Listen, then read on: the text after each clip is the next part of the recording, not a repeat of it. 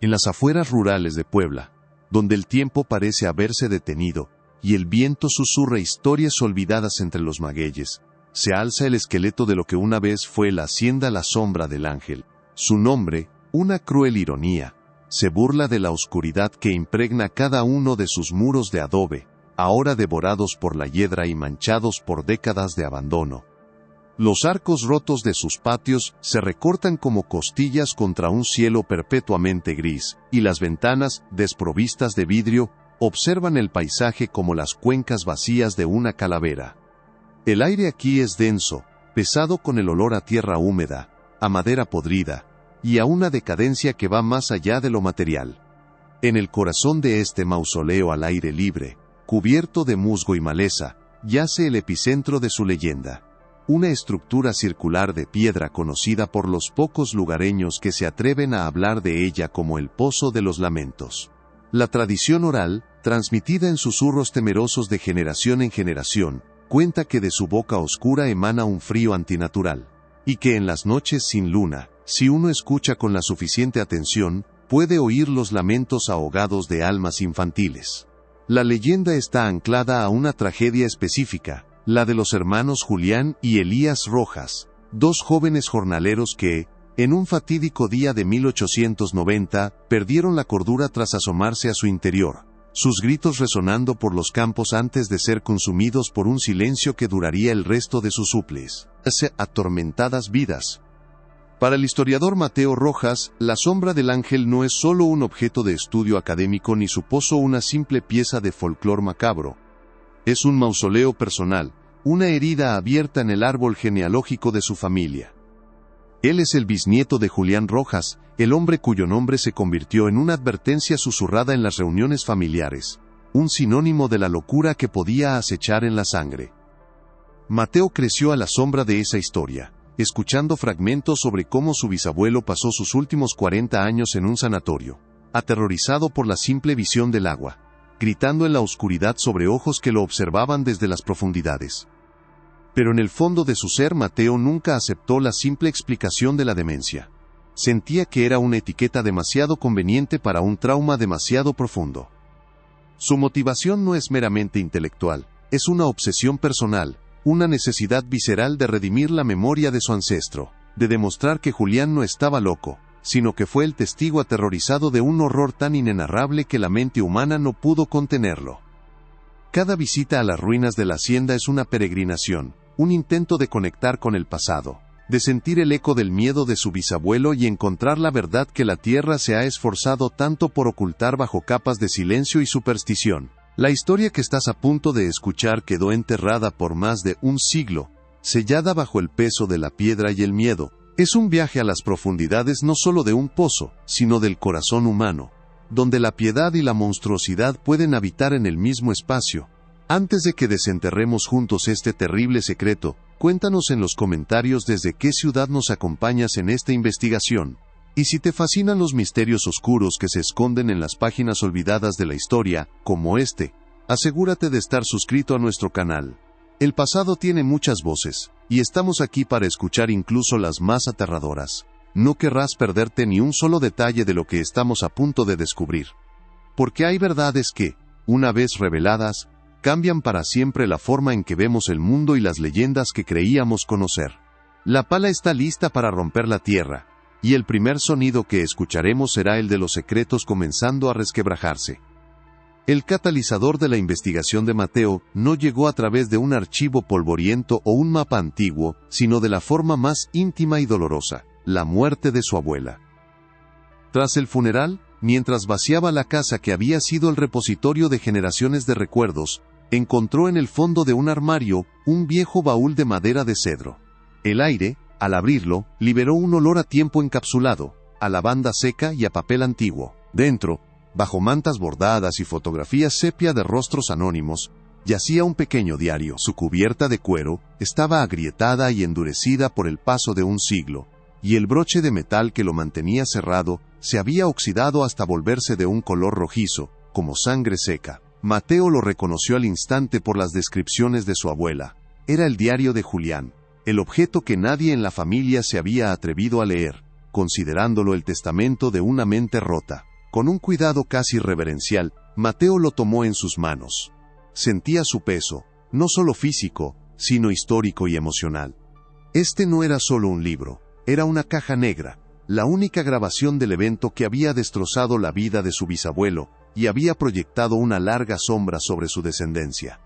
El chirrido fúnebre de las bisagras del baúl al cerrarse pareció un punto final a la era del silencio, y el comienzo de una peligrosa búsqueda de la verdad.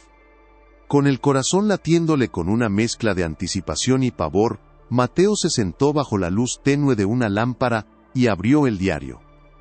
La decepción inicial fue un golpe sordo. La mayoría de las páginas habían sido arrancadas, dejando solo los bordes dentados como testigos de una censura desesperada, probablemente obra del propio Julián en un intento de borrar el horror de su memoria.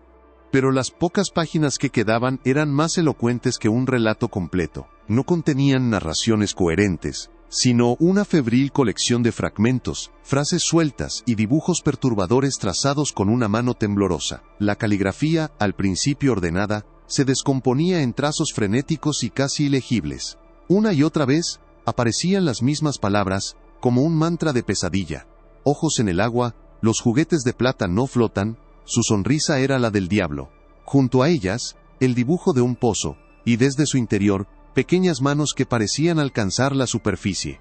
Y una fecha, repetida obsesivamente en los márgenes, en las esquinas, a veces tan pequeña que era casi un punto, otras tan grande que ocupaba media página. 14 de agosto de 1890. Mateo sintió que el aire se escapaba de sus pulmones. Tuvo que apoyar la mano en la mesa para estabilizarse, releyendo las frases que transformaban un misterio familiar en un horror tangible. Esto no era el lenguaje de la locura abstracta, era el testimonio críptico y aterrorizado de un testigo. Mientras sus dedos recorrían el papel quebradizo, la mente de Mateo comenzó a trabajar a una velocidad vertiginosa, tejiendo las primeras y frágiles hebras de una teoría. Cada frase críptica del diario se anclaba ahora a los fragmentos de la historia familiar que siempre habían flotado sin explicación. El terror paralizante al agua que consumió a Julián ya no era una fobia irracional, era el eco directo de haber visto esos ojos en el agua. La oscuridad que lo hacía gritar en el sanatorio era la misma oscuridad que habitaba en las profundidades de aquel pozo. Los juguetes de plata que no flotan, una imagen tan extraña y específica, no podía ser una alucinación. Era un detalle, una pieza del rompecabezas que no encajaba en ninguna leyenda, pero que se sentía terriblemente real. Y la fecha, el 14 de agosto de 1890, se convirtió de repente en el epicentro de todo, el día cero en que la vida de su bisabuelo se partió en dos. Mateo entendió en ese instante que el diario no era el final de la historia, sino el principio. Era un mapa, un conjunto de coordenadas que apuntaban directamente a la hacienda La Sombra del Ángel y a su pozo maldito. La locura de Julián, se dio cuenta con una claridad escalofriante, no fue causada por lo que imaginó, sino por el peso insoportable de un secreto que se vio obligado a guardar, un secreto que lo consumió desde dentro. Una promesa silenciosa se formó en su interior. Seguiría ese rastro, descifraría cada palabra y le daría a su bisabuelo la única cosa que la muerte le había negado, la validación de su verdad. La primera incursión de Mateo en la verdad no comenzó con una pala en la tierra húmeda de Puebla, sino con la punta de sus dedos trazando las cicatrices en la cubierta de cuero del diario de su bisabuelo. El libro, abierto sobre su escritorio, bajo el cono de luz amarilla de una lámpara de lectura, no parecía un objeto inanimado, sino un cráneo frágil que contenía los últimos pensamientos de un hombre destrozado. Cada noche, durante una semana que pareció una eternidad, Mateo se sumergió en esas pocas páginas supervivientes, un arqueólogo de la angustia, examinando los fragmentos de una civilización perdida. Transcribió cada palabra, cada letra temblorosa, en un cuaderno nuevo, intentando imponer un orden moderno al caos de un siglo de antigüedad. Los dibujos de las manos infantiles emergiendo del pozo los calcó con un cuidado casi quirúrgico, como si al replicar el trazo pudiera sentir el temblor de la mano de Julián, como si pudiera absorber una fracción del terror que guió el lápiz. La frase, "los juguetes de plata no flotan", resonaba en su mente, una disonancia poética y macabra que se negaba a ser descifrada. No era una simple observación, Se sentía como el estribillo de una canción de cuna infernal, una verdad fundamental del universo retorcido al que su bisabuelo había sido arrojado aquel 14 de agosto de 1890. El monólogo interno de Mateo se convirtió en un torbellino de hipótesis y conexiones febriles. Se imaginaba a Julián, no como el anciano senil de las historias familiares, sino como un joven jornalero, con las manos encallecidas por el trabajo y los ojos acostumbrados al sol brillante de los campos de magueyes. ¿Qué pudo haber visto que fuera tan terrible como para quebrar una mente forjada en la dureza del campo? Los ojos en el agua. La frase era una ancla. No eran los ojos de un animal ni una ilusión óptica. El terror que emanaba de la caligrafía sugería una inteligencia, una malevolencia que lo observaba desde abajo. Y la sonrisa del diablo. ¿De quién era esa sonrisa? ¿Una aparición? Mateo, un hombre de lógica y hechos, se resistía a las explicaciones sobrenaturales. La locura era un refugio fácil para una verdad incómoda. No, esa sonrisa pertenecía a una persona de carne y hueso, alguien cuyo rostro estaba tan íntimamente ligado al horror del pozo, que Julián lo había equiparado con la encarnación del mal. El diario no era el testamento de una mente rota, se convenció Mateo con una certeza que le helaba la sangre. Era una acusación. Una acusación muda, aterrorizada y críptica, pero una acusación al fin y al cabo. Y su primer deber era encontrar el nombre del acusado. Con el diario como su única brújula, Mateo se dirigió al Archivo Municipal de Puebla, un edificio colonial cuyo interior olía a siglos de papel, polvo y silencio solemne. El aire era frío y estancado, y el único sonido era el eco de sus propios pasos sobre las baldosas de piedra desgastada y el susurro reverente de las páginas al ser volteadas por otros investigadores. Se sentía como un intruso en un cementerio de historias, un profanador de tumbas de papel a punto de desenterrar un cuerpo que nadie quería encontrar. Tras horas de espera y trámites burocráticos, un empleado de rostro impasible le entregó un legajo pesado y voluminoso, atado con una cinta de tela descolorida. Los registros de propiedad y censos de la región, para la década de 1880 y 1890. Con manos que temblaban ligeramente, desató el nudo. El papel era quebradizo, de un color amarillento, y las listas de nombres y propiedades estaban escritas con una elegante caligrafía de tinta ferrogálica, ahora desvaída a un tono sepia. Su dedo índice recorrió las líneas, buscando el nombre de la hacienda, la sombra del ángel, un faro en ese mar de datos olvidados. Y entonces lo encontró. El nombre saltó de la página, nítido y claro a pesar del paso del tiempo. Hacienda La Sombra del Ángel. Y debajo, en la columna correspondiente al propietario, una firma imponente casi arrogante en sus florituras, don Alejandro Balbuena. Un escalofrío recorrió la espalda de Mateo, una corriente eléctrica de confirmación. El nombre no le era desconocido. La familia Balbuena había sido una de las más poderosas y respetadas de la región, pilares de la sociedad porfiriana, cuyo legado aún perduraba en los nombres de algunas calles y plazas de la ciudad. Pero en ese momento, para Mateo, ese nombre dejó de ser una nota a pie de página en la historia local, y se convirtió en el primer rostro tangible de la pesadilla de su bisabuelo, la sonrisa del diablo. El pensamiento surgió en su mente, no como una pregunta, sino como una posibilidad aterradora. ¿Podría la cara de la piedad pública ocultar una monstruosidad privada? La conexión era tenue, circunstancial, pero era la primera hebra sólida que podía tirar, y Mateo se aferró a ella con la desesperación de un hombre que finalmente encuentra tierra firme en medio de un océano de incertidumbre. La siguiente fase de su investigación lo llevó a sumergirse aún más en la burocracia de la muerte. Durante días, Mateo cruzó los registros del censo de los trabajadores de la hacienda con los certificados de defunción archivados en el registro civil. El trabajo era tedioso, una labor de contabilidad macabra que le dejaba los ojos enrojecidos y un sabor a ceniza en la boca. Pasaba horas comparando listas de nombres, buscando a los niños, a los hijos de los peones, de los capataces, de los sirvientes. Al principio, no encontró nada fuera de lo común para la época. La mortalidad infantil era una tragedia cotidiana, una cruel normalidad en el México rural del siglo XIX. Las enfermedades, la desnutrición, los accidentes.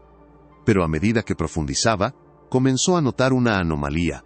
un patrón sutil pero insistente que se repetía con una regularidad inquietante. Una alarmante concentración de muertes infantiles en un periodo específico de 5 años, coincidiendo con el apogeo del poder de don Alejandro. La causa de la muerte, registrada en una caligrafía apresurada por médicos rurales sobrecargados de trabajo o, en muchos casos, por el propio párroco del pueblo, era casi siempre la misma: fiebre tifoidea. Una epidemia silenciosa y selectiva que, extrañamente, parecía afectar únicamente a los niños más pequeños de la hacienda, sin tocar a los adultos ni a las familias de los pueblos vecinos. Mateo sintió una náusea creciente. Era demasiado conveniente, demasiado ordenado. Buscó informes médicos detallados, algún tipo de registro de cuarentena, alguna mención en los periódicos locales de la época, sobre un brote tan devastador en la sombra del Ángel. No encontró absolutamente nada. El silencio era total. Un vacío documental que gritaba más fuerte que cualquier registro escrito. Era como si esas pequeñas vidas se hubieran extinguido en un vacío, borradas no solo de la existencia, sino también de la memoria oficial. La fiebre tifoidea se convirtió, en la mente de Mateo, en un eufemismo, una manta burocrática arrojada sobre una verdad mucho más oscura y deliberada. Su investigación lo condujo entonces a un lugar donde los secretos del alma se guardaban con más celo que los registros de propiedad, el archivo de la diócesis de Puebla. El ambiente aquí era diferente. El olor a papel viejo se mezclaba con el de cera de velas e incienso frío, y los documentos que examinaba no eran fríos listados de nombres, sino la correspondencia íntima entre hombres de fe. Tras varias solicitudes, consiguió acceso a las cartas intercambiadas entre el párroco de la iglesia a la que asistía don Alejandro y el obispo de la época. El corazón de Mateo latía con fuerza mientras leía la caligrafía apretada y nerviosa del sacerdote local. Las primeras cartas estaban llenas de alabanzas hacia don Alejandro, describiéndolo como un benefactor sin par, un pilar de la comunidad cuya generosidad parecía no tener límites. Las donaciones para la reconstrucción de la iglesia, los ornamentos de plata para el altar, el financiamiento de las fiestas patronales. Don Alejandro era presentado como un santo viviente. Pero a medida que las cartas avanzaban en el tiempo, el tono del párroco comenzaba a cambiar sutilmente. La admiración daba paso a una inquietud palpable, envuelta en el lenguaje cuidadoso y respetuoso de un subordinado que teme ofender a su superior. El sacerdote expresaba su preocupación por lo que llamaba los rituales privados de don Alejandro. Mencionaba una pequeña capilla que el hacendado había construido en los terrenos de la hacienda, un lugar al que nadie, ni siquiera el propio párroco, tenía acceso. Escribía sobre una piedad que rayaba en la herejía, un fervor que parecía más una obsesión personal que una devoción cristiana. En una de las cartas, fechada en el invierno de 1888, el sacerdote escribió una frase que hizo que Mateo contuviera la respiración. Leía en voz baja, como si temiera que las paredes del archivo tuvieran oídos. Su devoción por la pureza de las almas infantiles es admirable, su excelencia, pero a veces temo que su deseo de protegerlas del pecado de este mundo lo lleve a extremos que ni Dios ni la Iglesia podrían condonar. La frase quedó suspendida en el aire silencioso del archivo, cargada de un significado ominoso. No era una acusación directa, pero la insinuación era monstruosa. El párroco no estaba hablando de catequesis o de donaciones a un orfanato.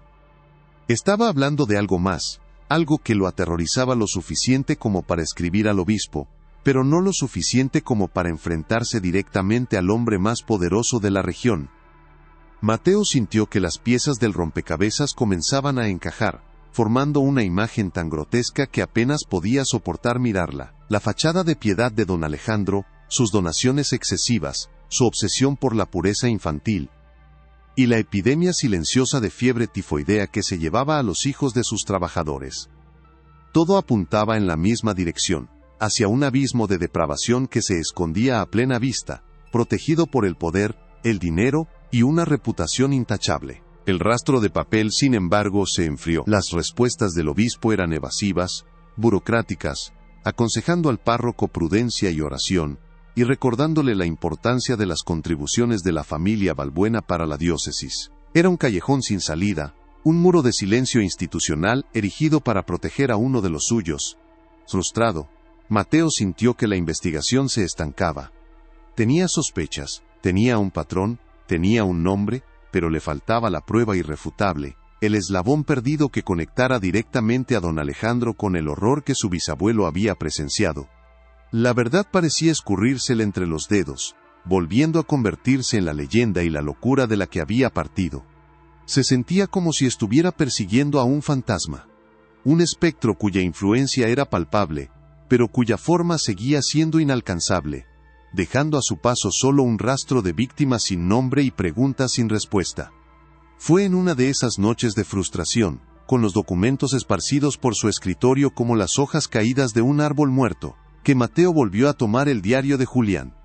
Lo había dejado de lado considerándolo agotado, una fuente que ya había dado todo lo que podía, pero ahora lo miraba con nuevos ojos, no como un historiador buscando datos, sino como un criptógrafo buscando una clave. Releyó las frases febriles, pero esta vez su atención no se centró en las palabras, sino en los dibujos. El pozo, siempre el pozo, y junto a uno de los dibujos más detallados, casi oculto en el margen, había un pequeño símbolo que antes había descartado como una mancha o un garabato sin sentido. Era una piedra, dibujada de forma tosca, con una X marcada sobre ella, y debajo, una frase que había leído docenas de veces pero cuyo significado se le había escapado: bajo la piedra que no da sombra. El aire pareció huir de sus pulmones. No era una metáfora, era una instrucción, una indicación geográfica. Una piedra que no da sombra. ¿Qué podía significar? Su mente trabajó a toda velocidad.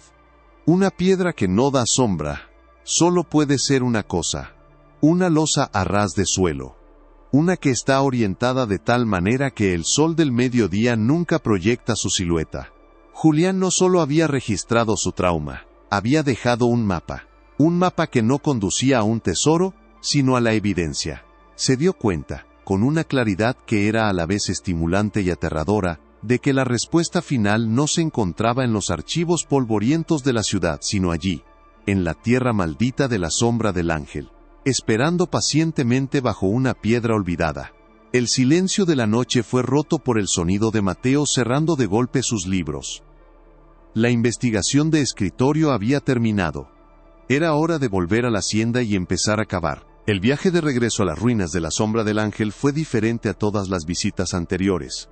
Ya no iba como un descendiente en duelo o un académico curioso. Iba como un verdugo de la mentira, armado con una verdad a medias, y la promesa de una revelación enterrada. El sol de la tarde proyectaba largas sombras a través de los arcos rotos, y el viento que soplaba entre los muros de adobe parecía susurrar advertencias. El paisaje, que antes le parecía melancólico y decadente, ahora se sentía cargado de una energía maligna, como si la tierra misma recordara los crímenes que había sido forzada a ocultar. Caminó directamente hacia el patio trasero, pasando por los restos de lo que una vez fueron jardines exuberantes, ahora un enredo de maleza y espinas.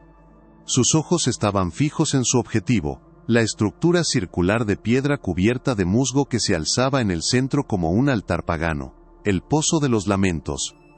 Se detuvo ante él sintiendo el frío antinatural que emanaba de su boca oscura. El diario de Julián se sentía pesado en el bolsillo de su chaqueta, un talismán que lo conectaba con el terror de su bisabuelo. Ignoró el pozo por un momento y comenzó a examinar el suelo a su alrededor, buscando la pista que Julián le había dejado. Sus ojos recorrieron cada losa de piedra, cada roca expuesta, buscando la anomalía, la piedra que no daba sombra. El sol comenzaba a descender hacia el horizonte, pintando el cielo de tonos anaranjados y púrpuras, y las sombras se alargaban, retorciéndose como dedos oscuros sobre el suelo, y entonces la vio.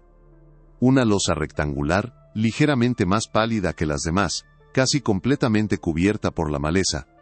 Su superficie estaba plana, alineada con el suelo, y en ese momento del día, mientras todas las demás piedras a su alrededor proyectaban una silueta, esta permanecía completamente iluminada, sin una sola mancha de oscuridad. Era la piedra. El corazón de Mateo martillaba contra sus costillas. Se arrodilló, y sus manos, temblorosas, comenzaron a arrancar la maleza, revelando los bordes de la losa que había guardado su secreto durante más de un siglo. La fuerza que Mateo necesitó para mover la losa fue la de un hombre que lucha no contra la piedra sino contra el tiempo. Sus dedos se hundieron en la tierra húmeda de los bordes, buscando un punto de apoyo, y con un gruñido que fue mitad esfuerzo y mitad plegaria, empujó. La piedra no se movió al principio, parecía soldada al suelo por décadas de abandono y el peso de su propio secreto. El aire silbaba en sus pulmones, y el sudor le perlaba la frente, cayendo sobre el polvo y la maleza. Se reajustó, flexionando las rodillas, poniendo todo el peso de su cuerpo y de su linaje en el movimiento.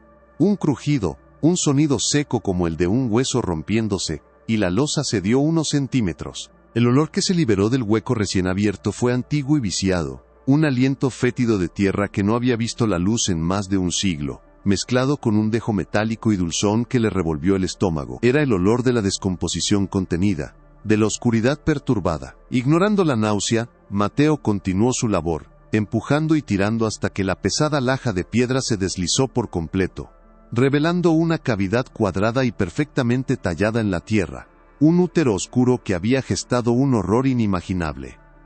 Dentro del nicho terroso, descansando sobre un lecho de tierra compacta, había un objeto que no pertenecía a ese lugar. No era un cofre de madera podrida, ni un saco de tela deshecha. Era una caja de plomo, de un color gris opaco y sin brillo, de unos 30 centímetros de largo por 20 de ancho.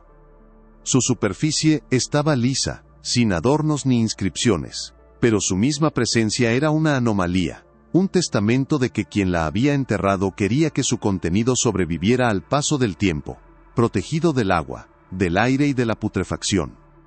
Mateo se arrodilló, con el corazón latiendo desbocado contra su pecho, extendió una mano temblorosa y tocó el metal. Estaba frío, de un frío antinatural que parecía absorber el calor de su piel, un frío que no era solo la ausencia de temperatura, sino la presencia de algo más. La caja era pesada, mucho más de lo que su tamaño sugería. Al levantarla, sintió el peso no solo del plomo, sino de las vidas que contenía, el peso de una verdad tan monstruosa que había necesitado ser encerrada en una tumba de metal para que no contaminara el mundo exterior. La sacó del hoyo con un cuidado casi reverencial y la depositó sobre la hierba, bajo la luz moribunda del atardecer. La caja no tenía cerradura ni bisagras visibles. La tapa parecía sellada al cuerpo principal, fundida en una sola pieza. Durante un momento de pánico, Mateo temió no poder abrirla, que el secreto permanecería encerrado para siempre. Pero al examinar los bordes con más detenimiento, encontró una fina línea, una unión casi imperceptible. Usando la punta de una pequeña pala de mano que llevaba en su mochila, la insertó en la ranura y comenzó a hacer palanca. El metal se resistió, gimiendo en protesta, un sonido agudo y prolongado que rasgó el silencio de las ruinas. Se sentía como si estuviera profanando un sarcófago, violando el descanso eterno de algo que nunca debió ser despertado. Tras varios intentos con el sudor corriendo por su rostro, uno de los bordes cedió con un chasquido metálico. Continuó trabajando a lo largo del perímetro, rompiendo el sello centenario poco a poco, hasta que la tapa finalmente se soltó. Contuvo la respiración, un gesto instintivo para prepararse para el horror que esperaba encontrar.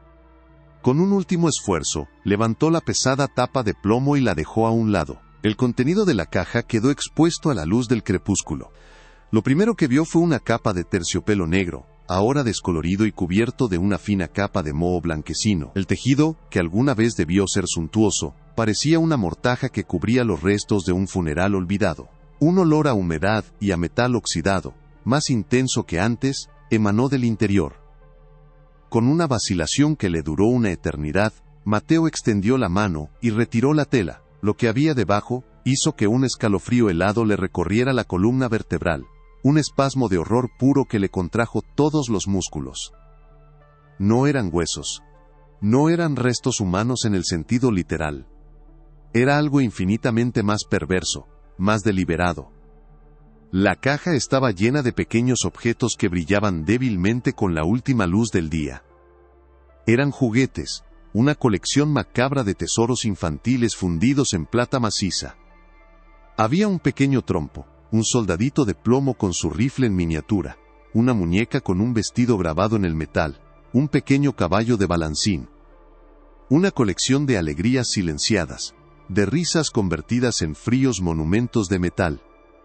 Su mente, entrenada para analizar y categorizar, luchaba por procesar la escena. Cada juguete era una declaración, un trofeo. Tomó el trompo de plata con dedos que le temblaban incontrolablemente. El metal era pesado y frío. Al girarlo, vio que en su base, grabada con una caligrafía fina y elegante, había una inscripción.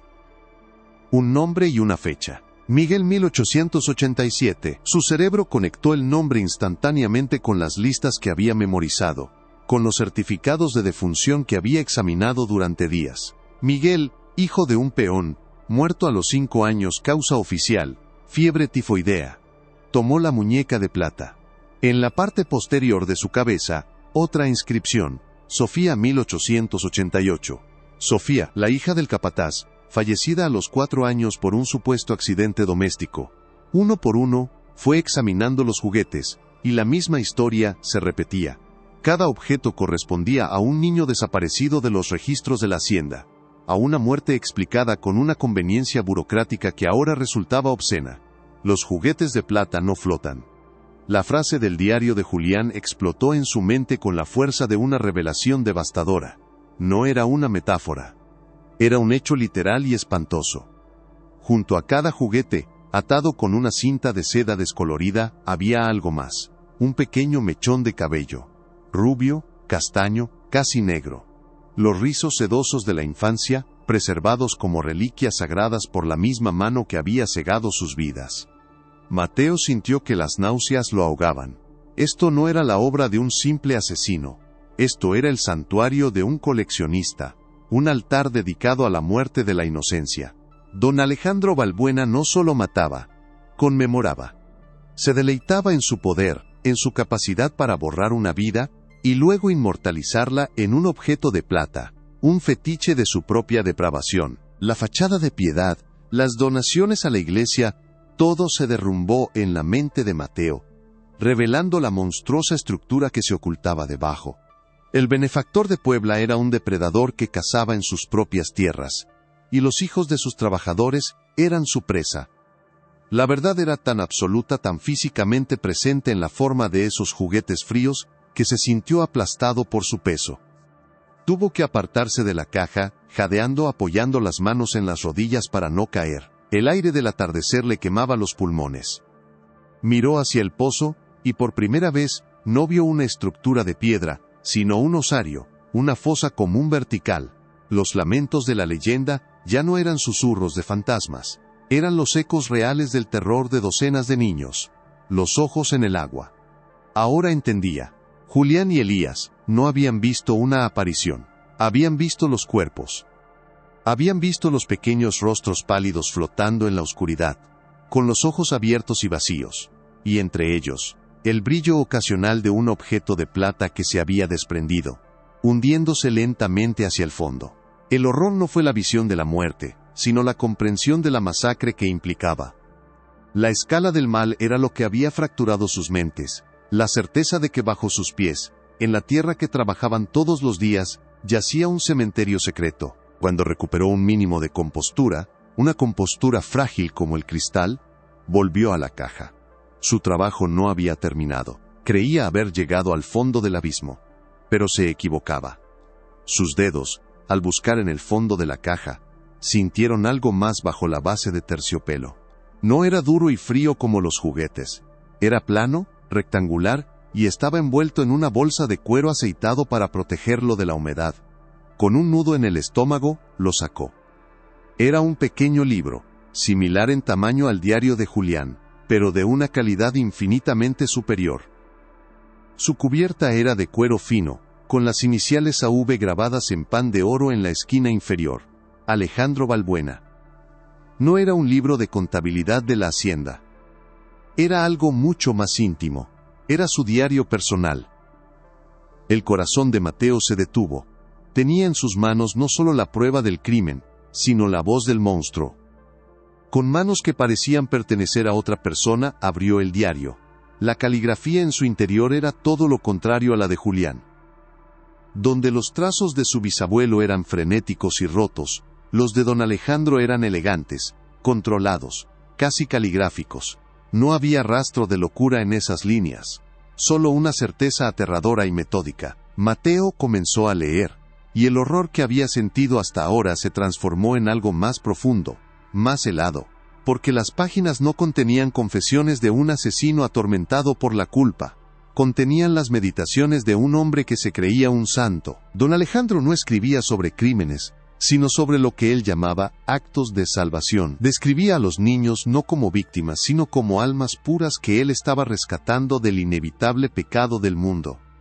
En una entrada fechada en la primavera de 1889, la pluma de Balbuena había trazado palabras que quemaban la página con su piedad pervertida.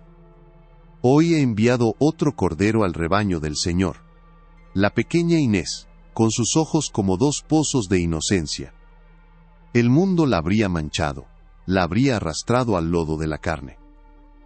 Yo, en mi humilde papel de pastor, la he liberado de su prisión terrenal antes de que la serpiente pudiera susurrarle al oído.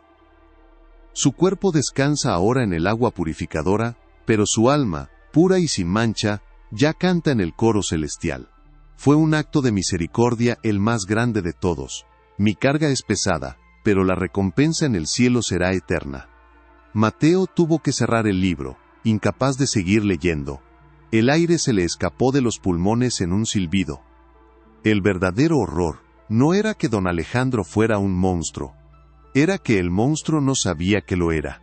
En su mente delirante y mesiánica, era un instrumento de Dios, un ángel exterminador que realizaba una labor sagrada. La revelación fue como un segundo golpe, más devastador que el primero. La sonrisa del diablo. Julián no se refería a una expresión de malicia, sino a la sonrisa serena y piadosa de don Alejandro, mientras llevaba a cabo sus rituales. La sonrisa de un hombre convencido de su propia rectitud. Una sonrisa que era la máscara perfecta para la depravación más absoluta. Esta era la revelación de doble fondo. El crimen era una masacre de niños inocentes.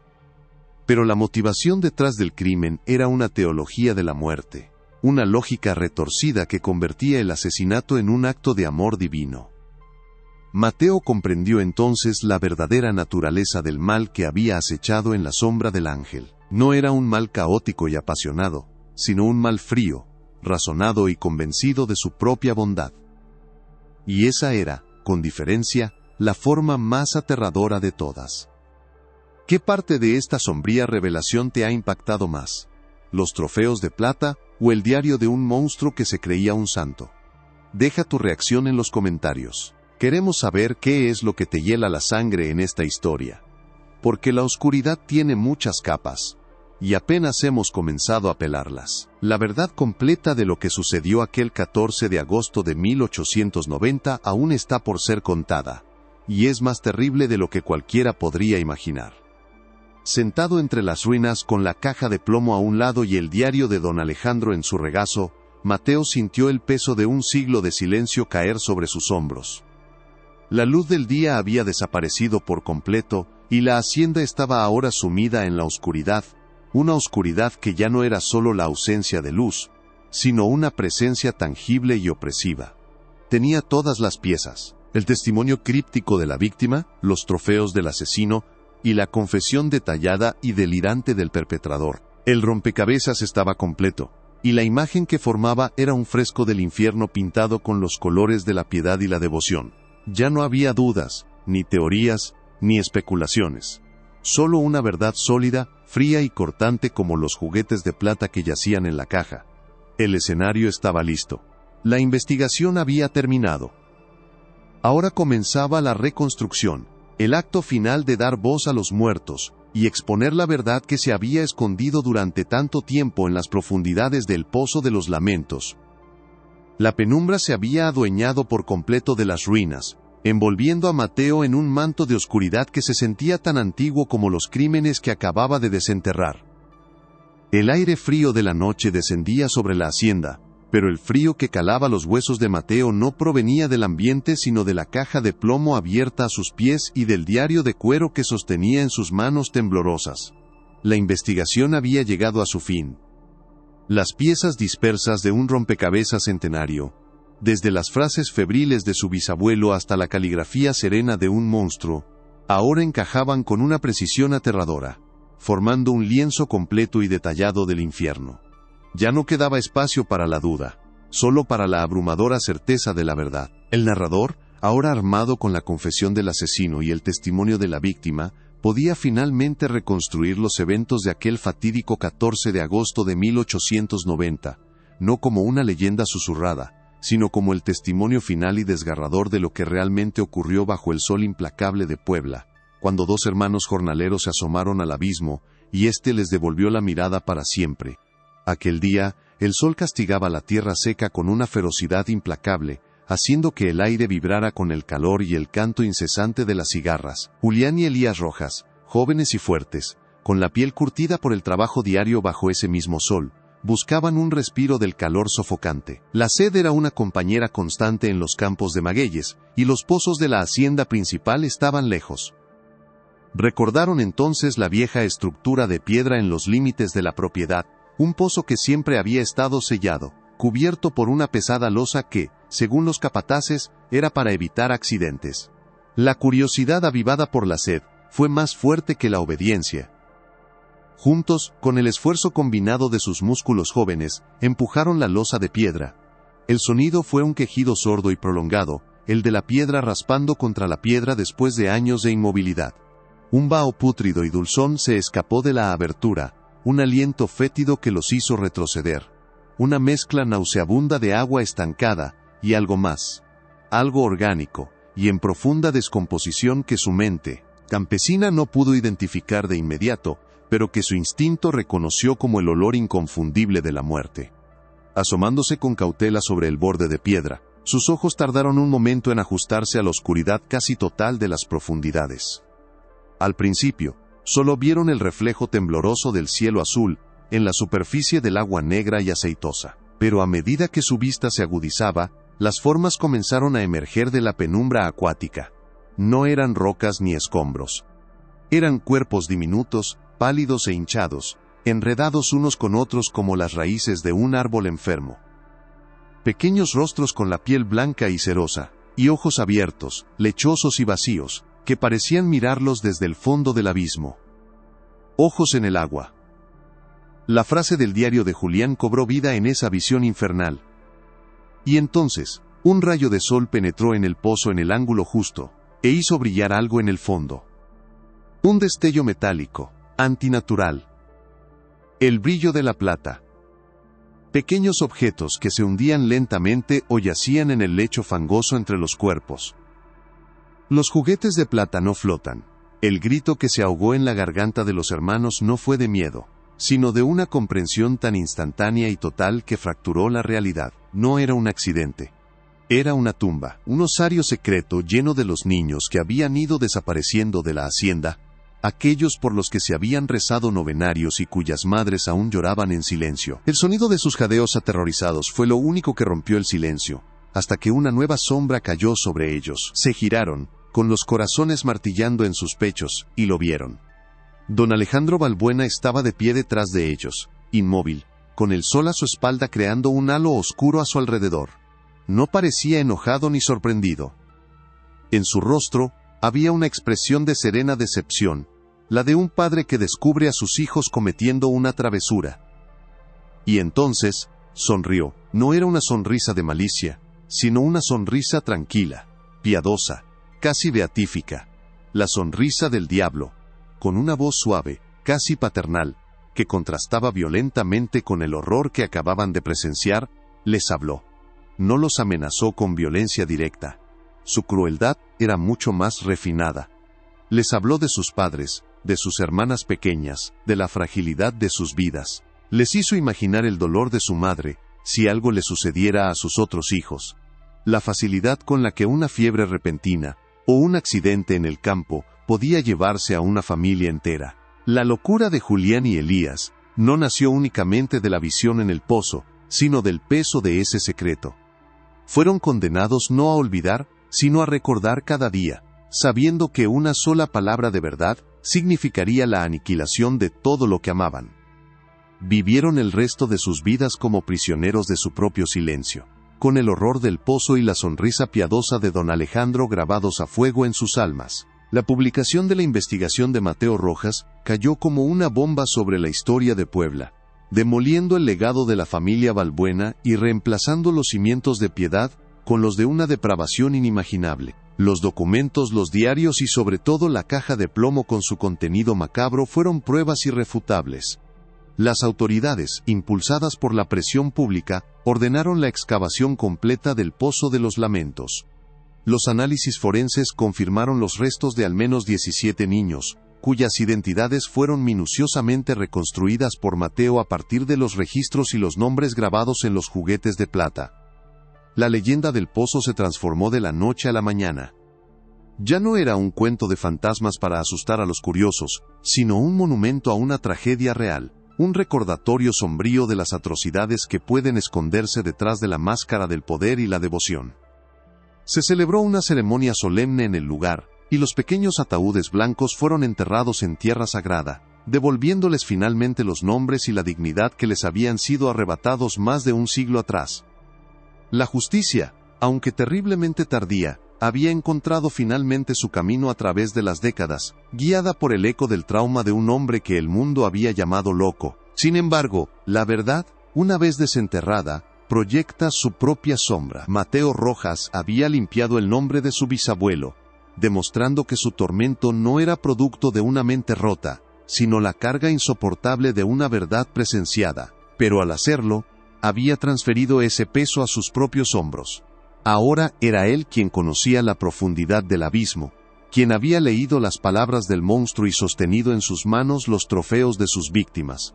La hacienda La Sombra del Ángel ya no es solo una ruina histórica, es un mausoleo a cielo abierto, y el frío que emana de la tierra alrededor del pozo parece haberse intensificado, como si la verdad revelada hubiera dado a las almas una voz más fuerte. La justicia puede ofrecer un cierre, y un entierro digno puede traer la paz, pero la historia de don Alejandro Balbuena y los niños del pozo deja una pregunta inquietante suspendida en el aire, una pregunta que resuena en los pasillos oscuros de la historia. Después de exhumar un horror tan profundo, ¿es posible volver a enterrar por completo a los fantasmas que éste despierta? ¿O estamos condenados a vivir para siempre con el eco de sus lamentos? Si la búsqueda de la verdad en este caso te ha mantenido cautivo hasta el final, demuestra tu apoyo dándole un me gusta al video y compartiéndolo con alguien que también aprecie un buen misterio. Y para no perderte ninguna de nuestras futuras investigaciones en Archivos Olvidados, suscríbete y activa la campana.